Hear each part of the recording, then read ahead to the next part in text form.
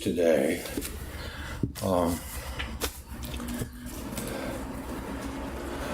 I hope that everyone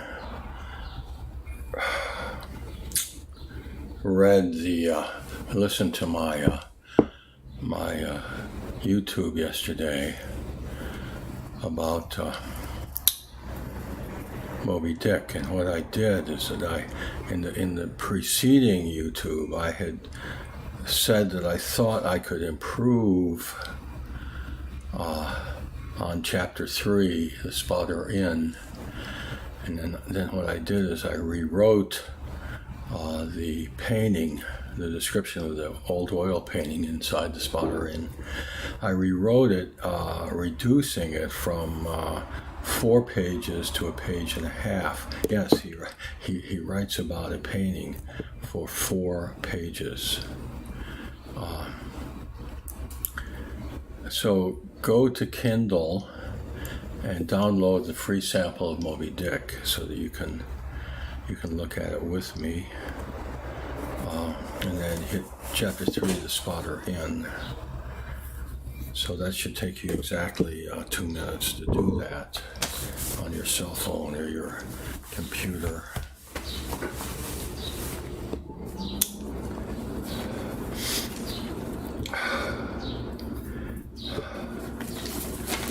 All right, so I'm going to show you what I did here, and if you watched my last 2 YouTubes, you know that I complained about the 4-page description of a painting, and then I commented that I thought I could improve on it, and then I tried to fool everybody or play a joke on everybody, play a trick on everybody and if you listen to my last YouTube, I'm saying let's read the Spotter Inn again, and then I read my 1.5 pages, and I started praising it as some of the greatest writing of the 19th century. And then after I did that, I admitted, of course, that this was my writing and not Melville's. So how did I do this? See, it's a lesson, I think.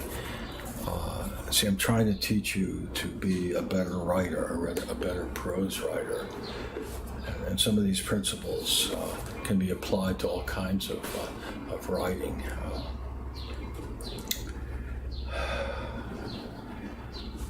Why don't you quickly read from the first page, read the first page, the second page, and the 3rd page. Okay. There's 3 pages here about the painting. Is that right? 1, 2, 3.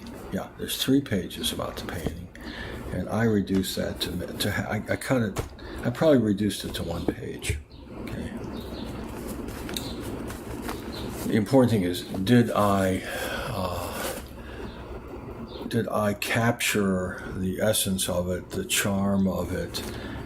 Is my version of the painting as good as Melville's?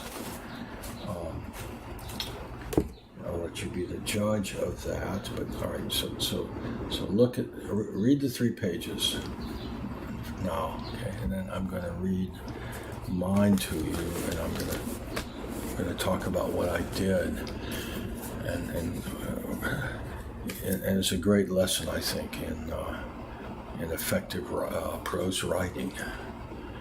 So do that now, and I'll do it with you silently. I'll read it again.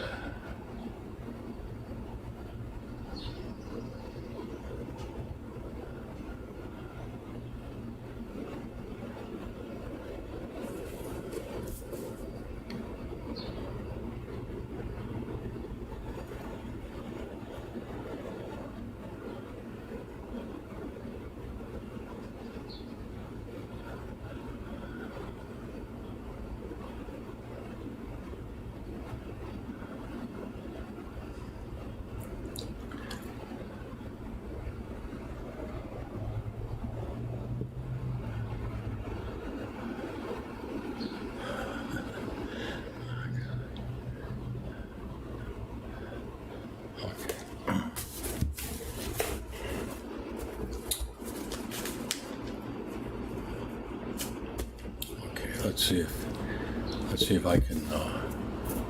I'll give me another minute here to read this.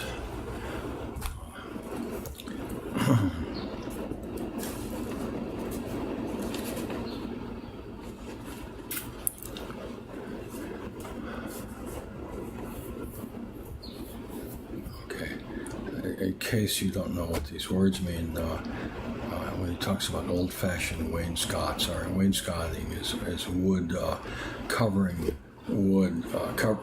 walls, the bottom, the lower parts of walls with wood, and this is called a wainscot. And then he says that they remind him of the bulwarks of some condemned old craft. It means of an old ship, the hull of the old ship.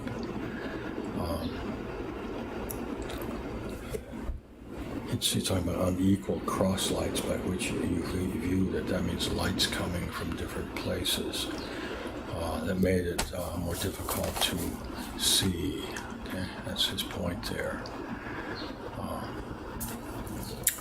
right, so if you've read that, and it should be fresh in your mind. Now I'm going to read my 1.5 page revision, which I guess I cut it in two. Entering that gable-ended spouter inn, you found yourself in a wide, low, straggling entry, with old-fashioned wainscots reminding one of the bulwarks of some condemned old craft.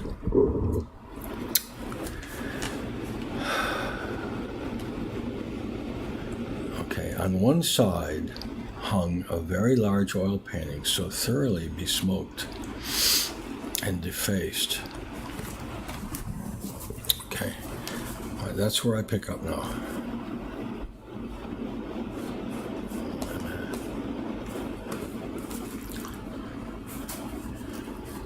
Besmoked and defaced, that only by diligent study is one able to discover its subject. You might continue to read his original as I'm talking.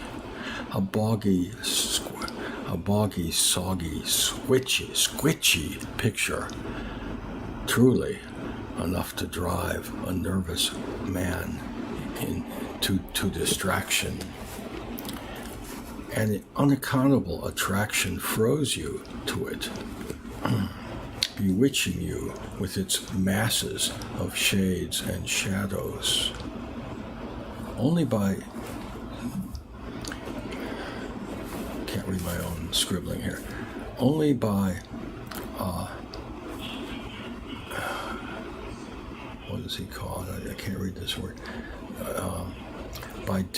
Only by diligent study and contemplation do you discern a portentous black mass in the center of the picture,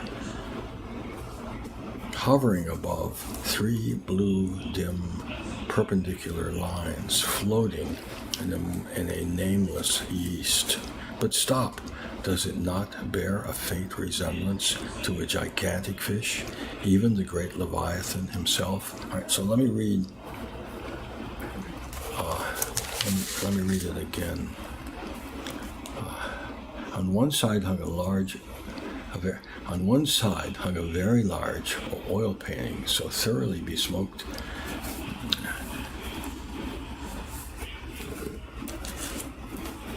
and defaced that only by diligent study is one able to discern its subject. A boggy, soggy, squitchy picture, truly enough to drive a nervous man to distraction. An unaccountable attraction freezes you to it, bewitching you with its masses of shades and shadows. Only by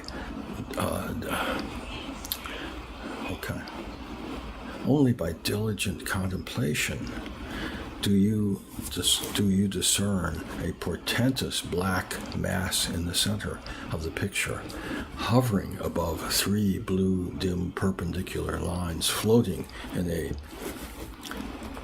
a nameless east? But stop, does it not bear a faint resemblance to a gigantic fish, even the great Leviathan himself?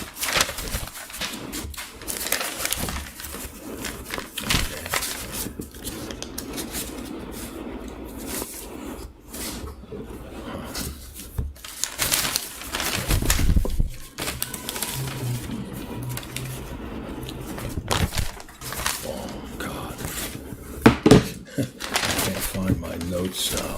I thought I had them in order, and I didn't. Here's an earlier draft of my notes.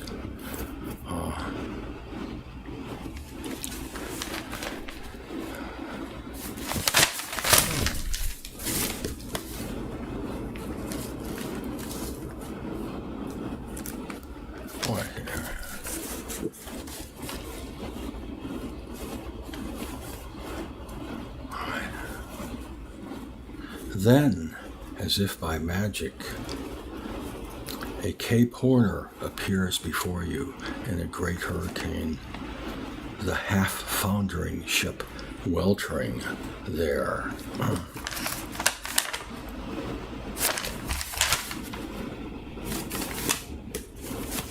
Damn it.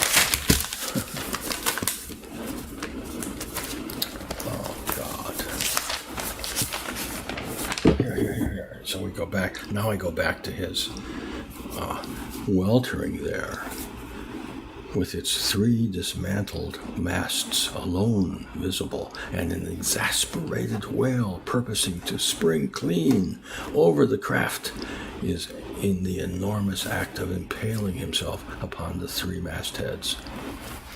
I actually need to rewrite that last sentence. All right, so that's what I did with the painting in the spotter hand. So what have I done? All right, what I've done here is I've extracted what I think is really important, and I removed his endless analogies and comparisons, which are superfluous and just is too much.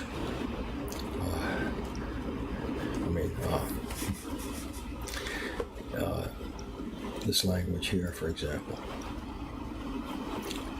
Yet, was there a sort of indefinite, half-attained, unimaginable sublimity about it that fairly froze you to it, till you involuntarily took an oath with yourself to find out what that marvelous painting meant? Ever and anon, a bright, but alas, deceptive idea would dart you through. It's the Black Sea in a midnight gale. It's the unnatural combat of the 4 primal elements. It's a blasted heath. It's a Hyperborean winter scene. It's the breaking up of the icebound stream of time. But last, all these fancies yielded to that one portentous something in the picture's midst, that once found out, and all the rest were plain. But stop, does it not bear a faint resemblance to a gigantic fish, even the great Leviathan himself? You may decide that I'm all wet here, and this is, it has a charm, it has an antique charm to it, But I think that it's too much for the modern reader, and that he hits a home run, and then he's got to go on and on and on, and just, beat the dead horse, until you can't stand it anymore. There's too much work here. This is too much work for any modern reader. Is not going to fight through this murky, and also the fewer words you use, the easier it is for your reader to focus on the meaning. So you've got the meaning, and then you've got the method, of conveying the meaning. See, and I think I've conveyed the meaning as well as his three in my page, a little over page, as well as he does in his 3 pages.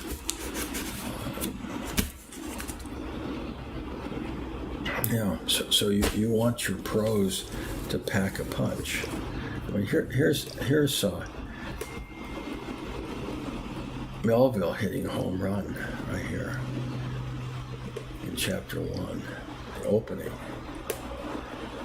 Okay, loomings. This is a home run, and this is how you want to write. Call me Ishmael.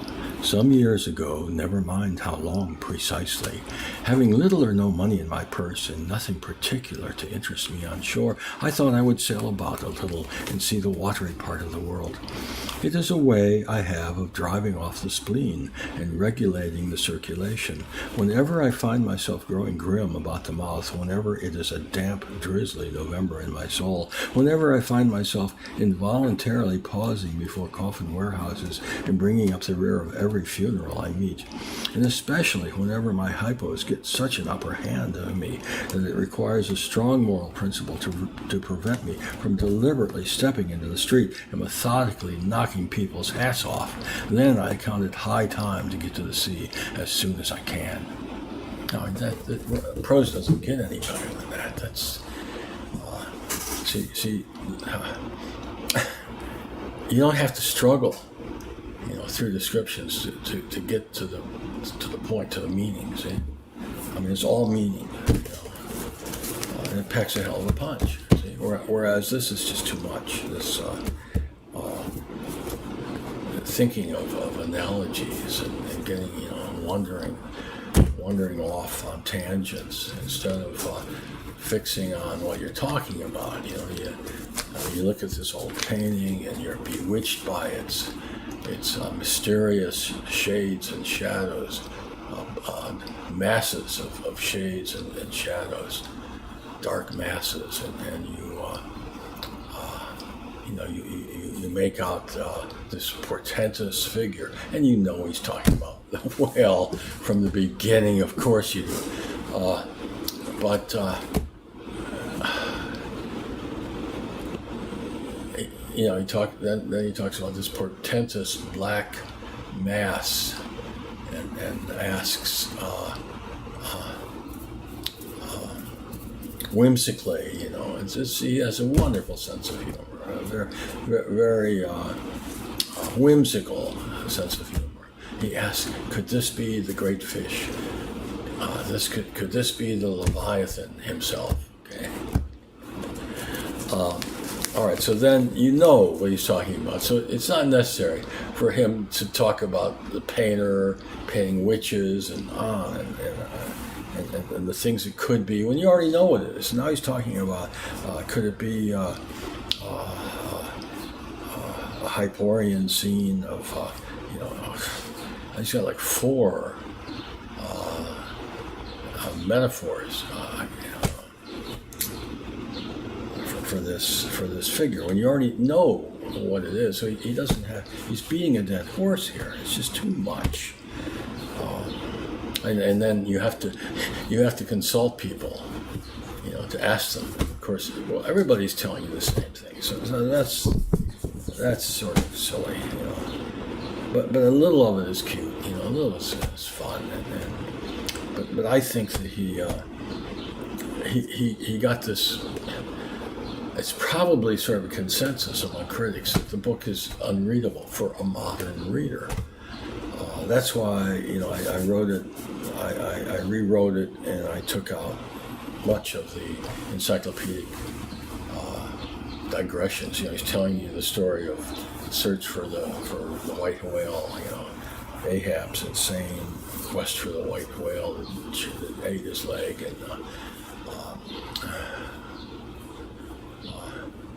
and then all of a sudden, you're stopping and you're learning about the whale and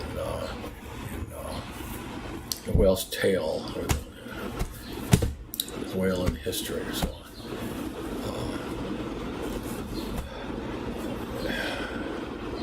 I mean, I just removed some of those things in my rewrite. I mean, I wanted to write a Moby Dick that absolutely everybody would read, from the beginning to the end. So I do not, you cannot write like this today.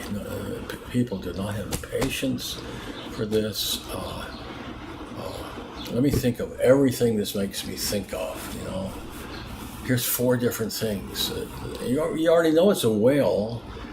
Why does he take us through this? This rhapsodizing about it. See? It's just a little bit's great, but he overdoes it, and so that's not how you're gonna. Obviously, you would be laughed at if you wrote like that today. I think my writing in Rossetti is an excellent model for you because every word contributes something to the plot.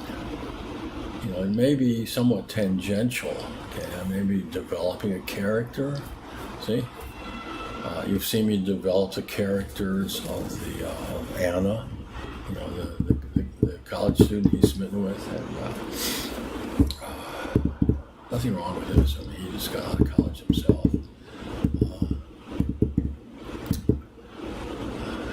You've seen how I developed the character of Doña Esmeralda by her speech, by her actions.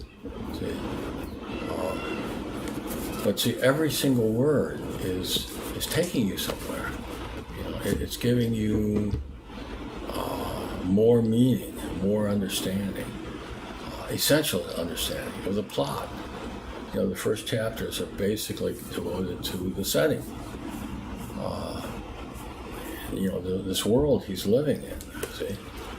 Because you're going to live in this world for 877 pages. No, I'm sorry, not this, not necessarily Tampa, but much. I don't want to give away stuff. I hate these cheap books that they tell you everything that happens, on the back. And most people would not read a book unless they knew what was what was happening in the book. And that, to me, that ruins the book. I mean, I've told you he's going to be a boxer, see? So now I'm still in, I think it's chapter 3, I'm still introducing his character. You're learning more and more about him, okay? You've learned that he's a concert pianist. You learn that he's a lover of great poetry, Elizabethan poetry. He's a very sophisticated aesthete, and yet you've learned in his discussion with the bankers, the Cuban bankers, exiles, right? You've learned that he's very interested in business and economics and the world he lives in. He knows that the Pilars that have vast estates and plantations in Cuba, that he's doing this. He knows that they're doing this illegally. You can't own property and pay income tax on business in Cuba as an American citizen. You can't do that. It's a violation of the embargo. So they're very involved in this illegal, business in Cuba. And you get the feeling that they never left Cuba. I mean, they came over here, but they left their history, their past, and so you want to know: are we going to end up? She's already talking about going to audit hotels in Cuba and Havana. Of course, that he's going to end up going to Cuba. Okay, you already know that. He's going to become a boxer. I mean, that's a lot now. See? That's a lot. So you're learning about the setting. You're learning about his Tampa. Okay, but that Cuba Havana is coming. See? He's going to get there. Okay, so you have all kinds of questions in your mind. What kind of boxer is he going to be? He's a middleweight. But is he going to box a Cuba? See? So all of these things are enticements, right? I mean, my early chapters are designed, among other things, to make it absolutely impossible for the reader to lose interest in the book. See? I mean, that's what you've got to do, writing prose. Or creating any kind of art. Remember, my first principle of art is art must be interesting. How does Damien Hirst get around this? With his goofball stuff, selling these goofball statues encrusted with marine life and so on. How does he get away with that? Explain that to you. It's by branding. See, I could do anything he's done in my sleep. There's nothing to it. There's no. I could encrust a sculpture, a realistic sculpture with coral and so on. He sold one for $5 million. Why would someone buy that? Another one? Because they're branded. When you go into somebody's house and his palatial home, you see $5 million there. You're very impressed. See, this is the Andy Warhol thing. I mean, the stuff is sterile and uninteresting. It really is. It's just. I mean, you look at it once, yeah, sure.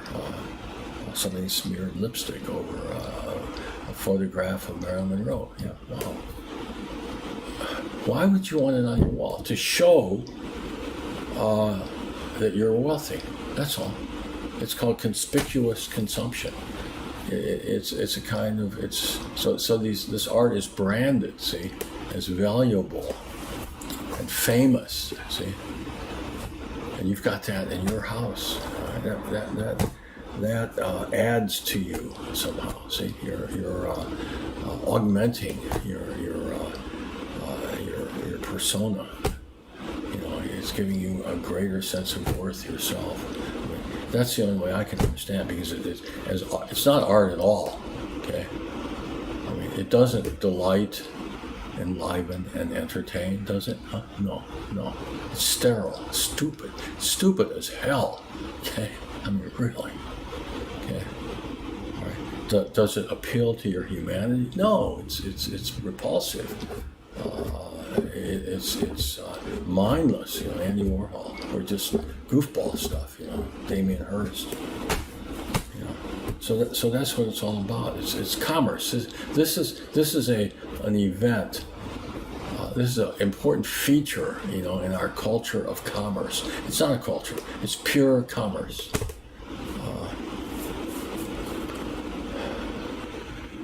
It's the extirpation of art, see, by commerce. So art is replaced by pure commerce. I mean, that's what Andy Warhol and Damien Hirst are. They're commerce. I mean, Warhol, he talked about how he was painting money. It was to him. It was. I read this. I studied this Joker. He's got a diary that's like 6 inches thick. And my friend, my art forger friend, told me that I was Ken Perret. Read this book, Caveat Emptor. I don't get anything out of it, not a penny. Okay, and he'll tell you that. I contributed the title for him, Caveat Emptor. Great history and fascinating memoir.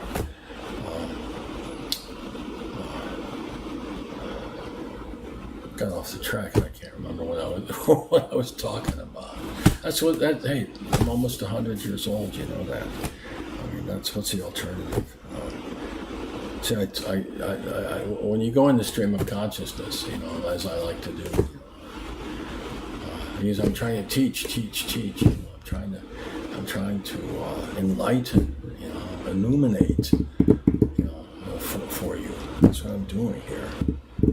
So I get off on tangents, and I don't remember what I was talking about originally. yeah, writing. We're talking about prose, and I think I have written the best novel since Don Quixote. I really do, because of what I've shown you. It does what a novel should do. It evokes a world and disappears. The language, the words disappear. I'm a philosopher of the novel. I figured out what a novel should do, and so I did it. Melville does with his novel pretty much the same kind of thing that James Joyce does, not to the same extent, but I mean, this writing here, besmoked and defaced, boggy, soggy, squitchy picture, truly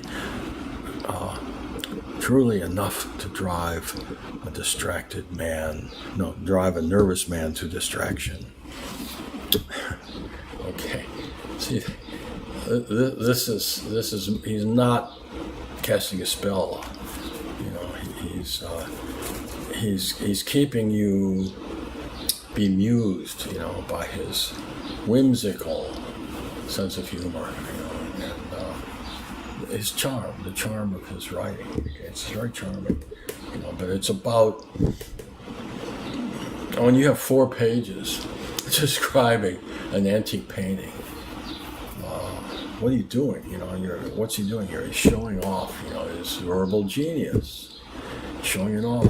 And he's fully exploiting the opportunity, to talk about this painting, and 3 full pages describing it, when a page would do. I think I've shown that a page packs as much punch and doesn't weigh the reader down. Most people today are not reading Moby Dick. Critics are saying it's unreadable, and this is why. Okay? I think I'll skip forward and I'll read the final scene, where they catch up with the white whale. I mean, that's it, man. That's some of the greatest prose ever written right there, in my humble opinion. I think I've shown you some of it in this opening passage, Loomings. It doesn't get any better than that, in my opinion. Okay? So this is my philosophy. These are my ideas. What I want to do here, is engage you and get you to focus on what you're doing when you're writing prose. I mean, maybe you want to make a living writing romance novels. What can you learn from me? See,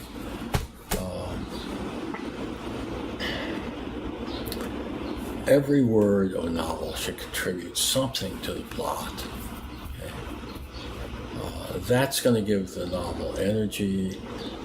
It's going to keep the reader's interest. So don't go off on tangents and think of every comparison. I can think of here for this, for something we already know. It's a whale. Don't do that. Focus on the plot, the story. Okay? See, I explained the DNA, the biological explanation of art, and it applies to all forms of art. Okay? It's in our DNA. See, the story is in our DNA. I mean, we were telling stories. We know we've been talking for 50,000 years since we were back in the caves, and we've been telling stories, since then. So when someone starts to relate something to you, and you don't know why he's doing it or what he's talking about, it's very, very annoying. See, like most novels are. When you hear this or read this, you want to know, what's the point? Where are we going? What's this all about? See, that's your DNA talking. Don't forget that. So your DNA, when you start telling your story, you better tell someone what happened. See, so that's what I'm doing. in Rossetti. It's taking me 877 pages to do it, but I'm telling you what happened. And it's got to be gripping. It's got to be compelling. And I showed you in my first chapter how I'm unfolding one scene, and then another scene unfolds from that one, and then another scene, and then so we're getting from Cleveland, or rather from a CPA convention in Chicago. Now he's in Tampa. Okay, and now staying in a motel. Okay? Now he's in a garage apartment. From the garage apartment, he's in part of this mysterious Cuban exile family. Okay? All in basically the first scene, which is the first chapter, and just maybe a couple pages of the second chapter. So all of these events are unfolding.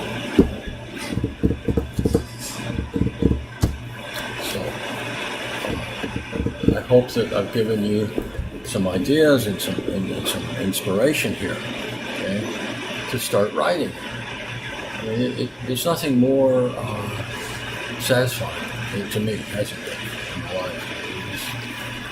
in my life. My life, I had to practice law to make a living, because I could not bring myself to writing romance novels. I wanted to write great art, and this has been my life, even though I've never made money from it.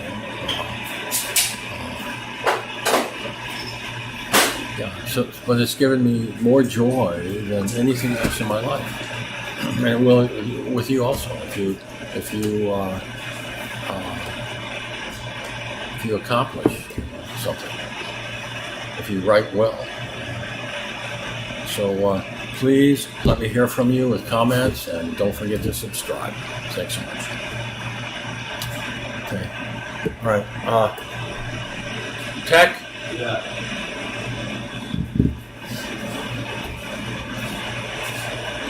Okay, we got it? Did you get it?